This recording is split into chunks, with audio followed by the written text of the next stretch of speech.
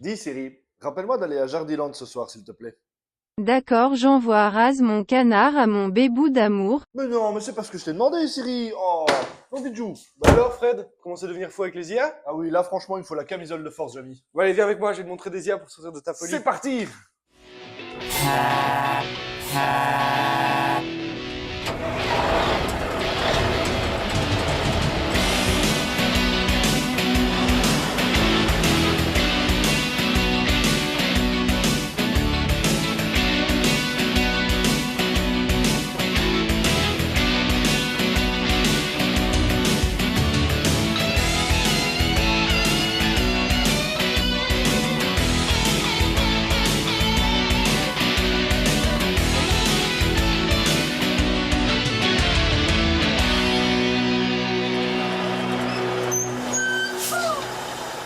Ah, les chers petits robots.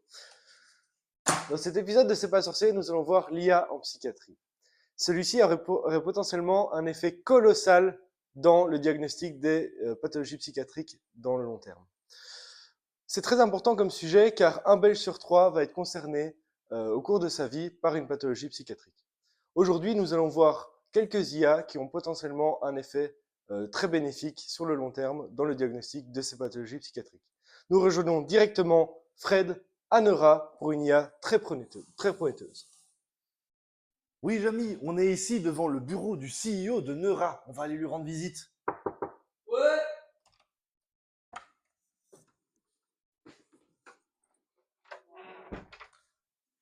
Bonjour, Samy. Bonjour. Ouais.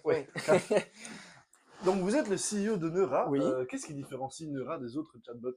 Eh ben, Nora, c'est très simple. C'est un peu comme ChatGPT, sauf que là, en fait, on a l'avantage de pouvoir choisir nos sources. Donc, quand on utilise ChatGPT, on ne sait pas d'où viennent les informations.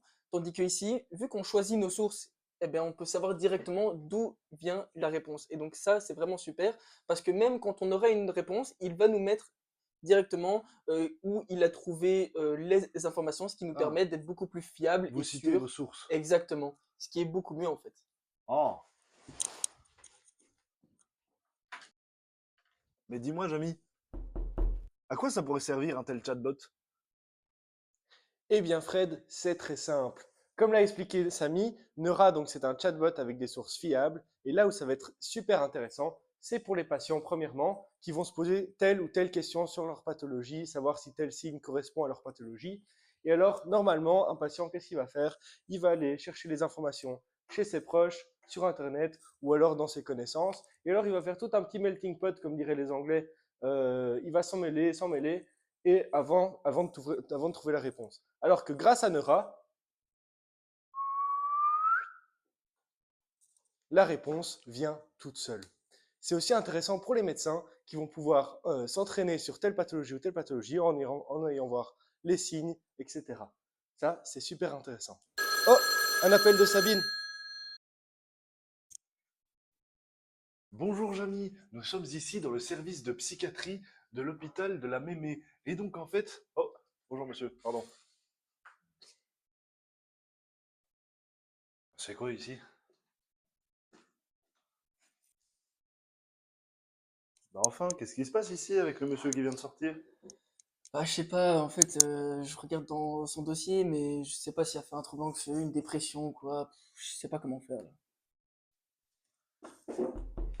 Et dis-moi, Jamy, on pourrait pas aider ce médecin? Oh, pas aussi près, Sabine, mais je vais quand même aider ton médecin.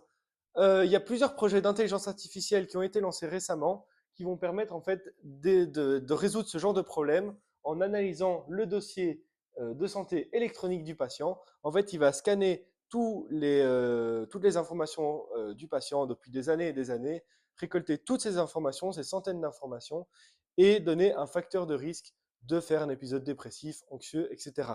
Donc, par exemple, si le patient fume de la marijuana, alors il aura une plus grande chance de faire un épisode dépressif. Encore plus fort, des intelligences artificielles vont analyser les réseaux sociaux et en fonction de ce qu'ils publient, donc par exemple tel message ou telle vidéo, telle musique, il va aussi pouvoir réaliser un facteur de risque, un pourcentage de chance de développer de la dépression. Comment fonctionnent ces intelligences artificielles? Ça fonctionne sur le principe du deep learning. Mais Qu'est-ce que tu fais, Fred? T'as vu, Jamy, je suis en train de faire du deep learning. Je vais aller aussi profond que possible. Mais non, Fred, c'est pas du tout ça. Le deep learning, c'est apprendre à une intelligence artificielle en lui donnant plein d'informations. On va la nourrir d'informations. Par exemple, ici, on va dire à l'intelligence artificielle, voilà, ce personnage sourit, donc il est heureux. Et ça, on va lui dire des centaines et des centaines de fois pour qu'il intègre et qu'il reconnaisse au fur et à mesure. Par exemple, ici, le personnage est triste et donc facteur de risque de dépression. Ah, super, ça c'est une bonne idée. Merci, Jamy. Mais il n'y a pas de souci, c'est avec plaisir. Mais franchement, moi, Jamy, je suis fort sceptique, hein. Des robots qui font tout ça, non.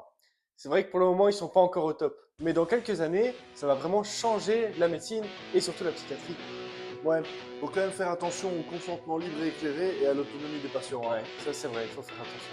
Bon bah, il n'y a plus qu'à. Allez, chauffe Marcel! Chauffe Marcel!